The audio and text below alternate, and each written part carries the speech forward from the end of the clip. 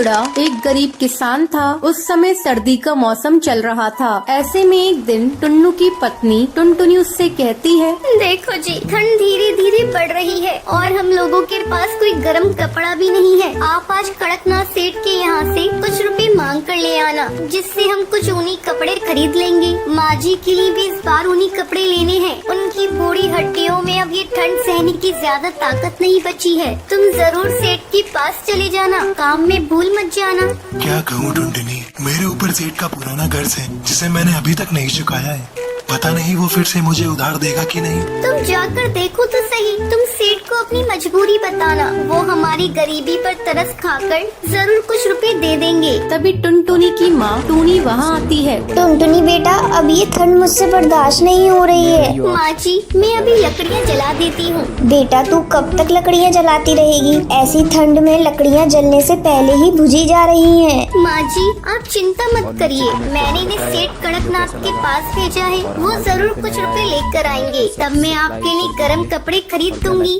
उधर टुन्नू सेठ कड़कनाथ के पास जाता है। क्यों रे टुन्नू, बहुत दिनों बाद आना हुआ। बता, तू मेरे पैसे कब वापस कर रहा है?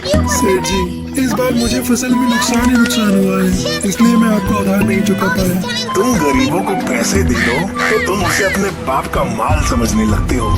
उधार चुकाने का तो तुम लोगों का ध्यान ही नहीं रहता। इस बार फसल अगर अच्छी हो जाएगी तो मैं आपका सारा कर्ज चुका दूंगा। सेठ जी, मुझे थोड़ा और कर्ज चाहिए। मुझे अपनी माँ के लिए गर्म कपड़े खरीदने हैं सेठ जी। सेठ टुन्नू को पैसे देने से मना कर देता है। निराश मन से टुन्नू घर आता है। आप आ गई जी, क्या हुआ, पैसे मिले? नहीं टुनटुनी, सेठ ने पैसे देने से मना कर दिया। पता नहीं ये जाड़े की रात कैसे कटेगी। फटी हुई कंबल से माँ जी को ठंड लगती है। आप एक काम कीजिए, जाइए कुछ लकड़ियाँ जंगल से चुनकर ले आइए। हाँ, मैं अभी चुन कर लाता हूँ। टुन्नू जंगल लकड़ियाँ चुनने चला जाता है। सेठ कड़कनाथ अपने गुंडों के साथ टुन्नू के घर पहुँचता है। अरे सेठ जी, आप यहाँ, क्या बात है? मुझे तुझसे कुछ बात नहीं करनी, जा अपने पति को बुला ला।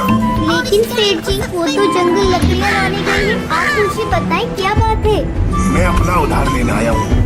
तू अभी के अभी मेरा उधार वापस कर, नहीं तो मैं तुझे और तेरे परिवार को इस घर से निकाल दूंगा। सेठ जी, ऐसा अन्याय मत करिए। हम लोगों के पास इस ठंड में रहने के लिए और कोई जगह नहीं है और मेरी माँ जी भी बीमार है। आप हम गरीबों पर तरस खाइए। तेरी माँ बीमार है तो मैं क्या करूँ? इस ठंड में मरती है तो मर जाए, मुझे तो बस अपने पैसे चाहिए। तू अभी के अभी निकल इस घर से।